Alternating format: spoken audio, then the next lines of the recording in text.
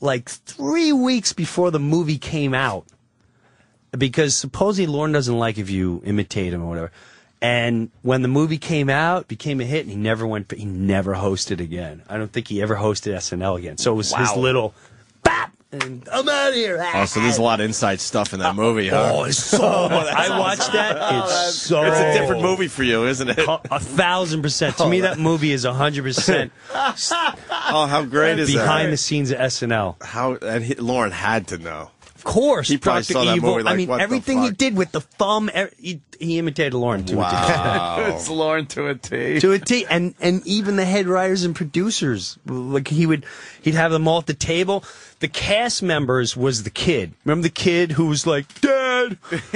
That was every cast member. That represented the entire cast of Saturday Night Live. Scott. I'm telling you, Scott, that he represented the cast. That's members. the first time I'm hearing that. That's great. Without a doubt. That is fucking funny, man. Before we move on from SNL, just to fucking I totally believe that. I loved your Chris Farley story in the book. I just love the fucking book. Yeah, I'm sounding like a fanboy, but but you texted me and you were like, I was texting you as I was reading it. I know, because I needed to know who was certain people in the book. Yeah, you were like, who's this guy? And yeah, who's he that changed guy? the fucking names to protect the innocent. Yes, or protect the guilty. Yeah. I guess what do you have to say about Chris Farley? I mean, you don't have to tell the story in the book, but that was more of a.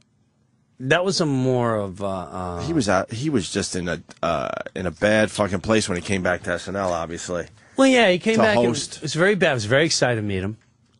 Not meet him, but work with him. Right. And everyone talked about him. He's the greatest guy in the world. He's the funniest guy in the world. And I didn't get it until I met him.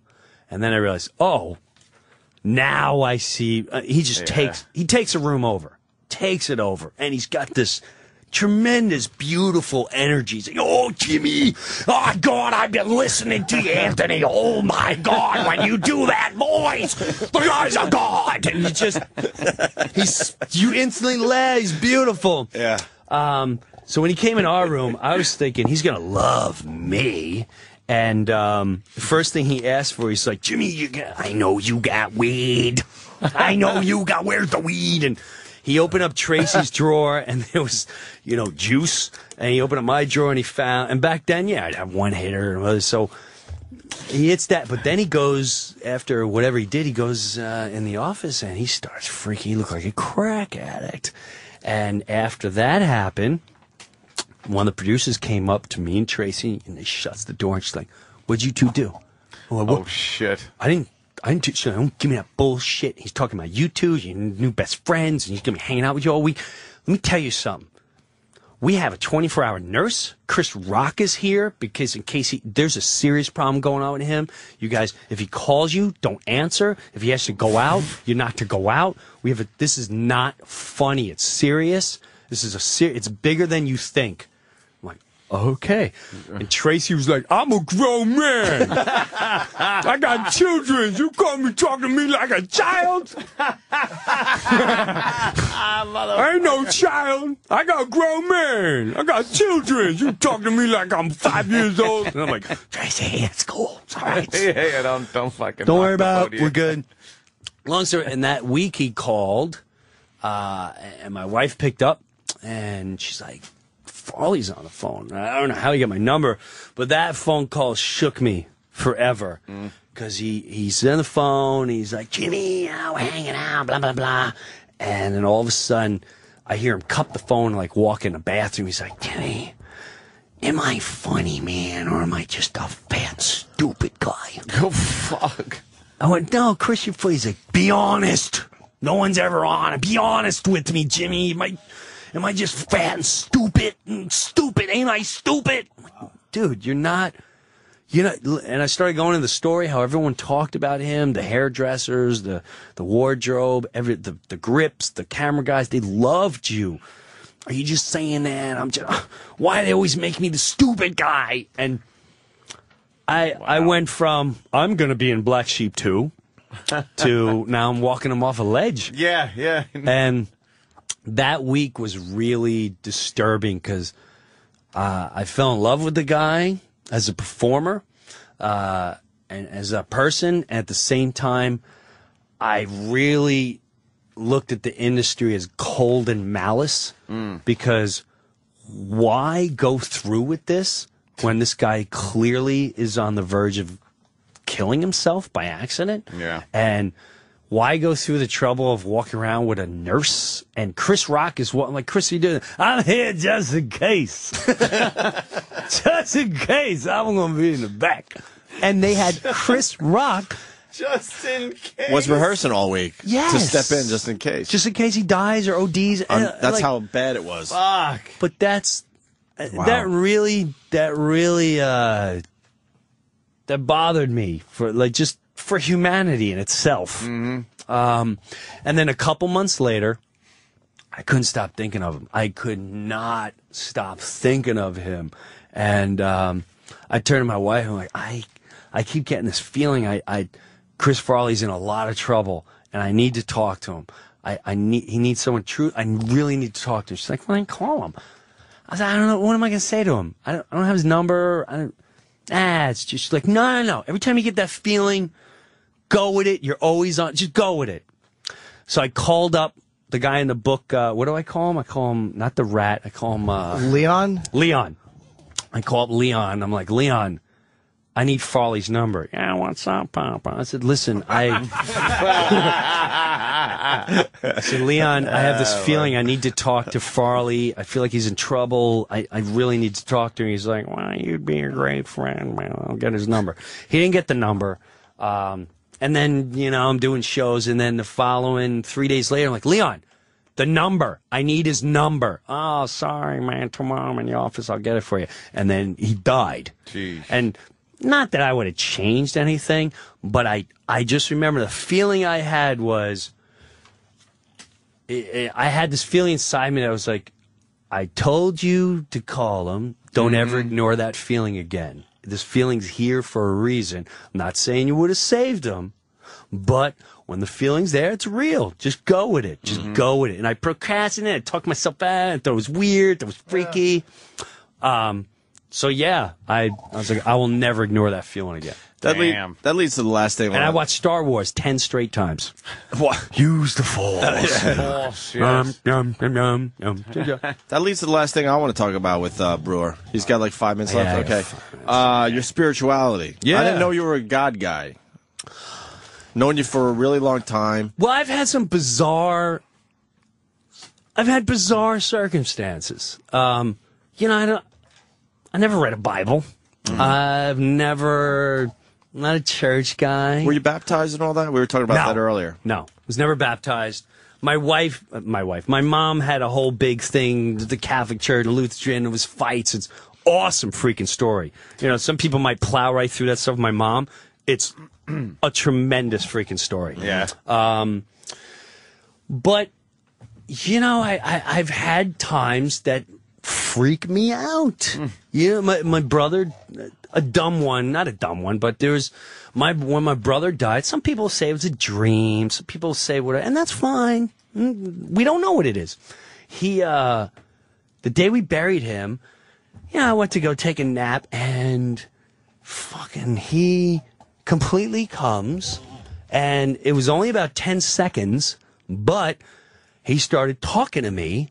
And we started talking, but his mouth wasn't moving. We were just like communicating. And he said, listen, look after my boys. And again, through the communicating, I can tell from his energy something was going to happen with the boys and there was going to be struggle within seconds, but they were going to be okay. And he went, they'll have their moments. They're going to struggle, but they'll be okay.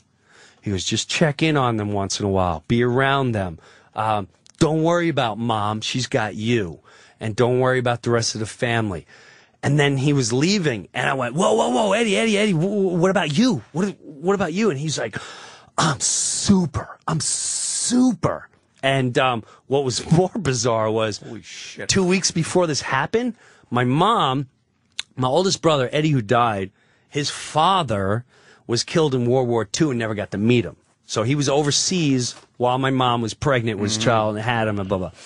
My mom had a dream that she's like, if Lefty, she called him Lefty, if Lefty's lying, I swear to God, I'm going to slap him when I die. I said, Mom, what happened? She's like, he came to me, and it was in a tunnel, and it was raining, and he said, it's time for me to be with my son. And when he died, she's like, that bastard came to me and told me he was taking him. Holy shit. Yeah, man. And it was one of those, like, holy shit. Wow. Yeah, that's And fucked so, up. dude, I got 1,000,000 Now, on a different level, his sons, now I've had myself, I put the burden of, I want to make sure that there's, 2 of the sons weren't talking for a long time. And it was just beyond tragic. These boys were all-American football players, community guys. Father dies. This kid's drugs. This kid's wants drop out. It fucked the family up. Fucked them up. Now, we're in North Carolina, and I'm dying to get the boys together. And before I left, I saw the oldest son, and he's like, my brother, da da da da da. And I said, well, your dad would hate, dude. It's just, you're gonna have a kid. He's gonna have a kid. Just, you don't know how important it is. Just whatever it is, get over it. Blah blah. So I got the other son down in North Carolina. This is fucking weird. The mornings, you would know Ope. You get out and you get the sun coming. He goes on vacation, same place I do, Outer Banks. Which I just fucking rules. I got up before anyone would get up. Yeah. And I'm looking at this fog and I start praying. I'm praying. Whatever it is. I went, God, tell me how to talk to these kids. I don't know what to say, but if you can help me out, and when the moment's right, just put them right in front of me, and I don't know what the fuck to say. So if you can help me out, dude, Eddie, if you're there, I don't know how you would do this, but your son's fine. I know it's killing you, blah, blah. I finish, and I turn around, and I'm walking towards the beach, and nobody's on it, and there's a fucking fog near the Virginia fence. And all of a sudden, the one son who would never be up at this hour, this kid stays up all hours, and he's a partier, he's walking with his wife. And he comes out of the fucking fog, and I'm like, I start cracking up, like, are you kidding me? Like, is it now the time? And he walked up to me, and he goes, Uncle Jim, I need to talk to you because I'm not talking to my brother, and it really bothers me. And I was like, holy shit. And I was just talking about this. Well, I mean, and of course it's circumstances, but the shit that came out of me, I would have never said in my life. It was like I said, I wish I recorded. I said the most powerful. Just all profound and fucking brilliant and shit. I'm like, I don't know how the fuck it came out of me. I'm not that smart to come out with these words. Yes. Someone was channeling. I swear to God, it felt like that way, Anthony. And when it was done, I could tell he was changed. And 2 weeks later, they started hanging out, and then they got back together when he got home, and then that was that. I mean, those are minute compared to some of the stories. Some of the stories in there, you're like, holy shit.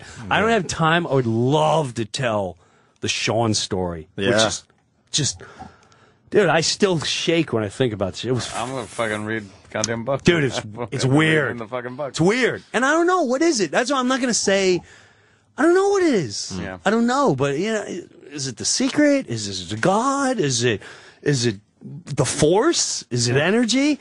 I've had so many of those situations in my life. It's spooky. Or as my hippie friend would say, or is it normal and everything else is fucking weird? Yes, the monsters are beating their fave down, man. That's what's going on. We're just getting started, but unfortunately, Breuer has a 10 a.m. phoner. Yeah. Bummer. So do we. This was fun. I know. Absolutely, Love Breuer. having Breuer in, man. Shit flew Hey, by. It's the day easy. That's Where for you sure. at with organized religion? So you believe in the God, but the organized religion messes it up, or Someone said a big because that's how we started the show today, kind of. So. This is. Someone told me a cool thing.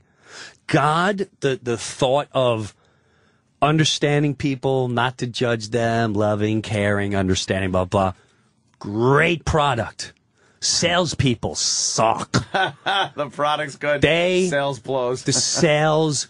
No one has perfected the sales. They need pitch a new sales team? because money always gets in. Once money, and there's no, But if it makes you a better person, that's fine. But And who are we to say, right? I saw it pretty clearly when I was a kid, You know, and all the little Catholic kids and the Protestant kids that courted me to like, you don't go to church, you're going to hell, and you name one verse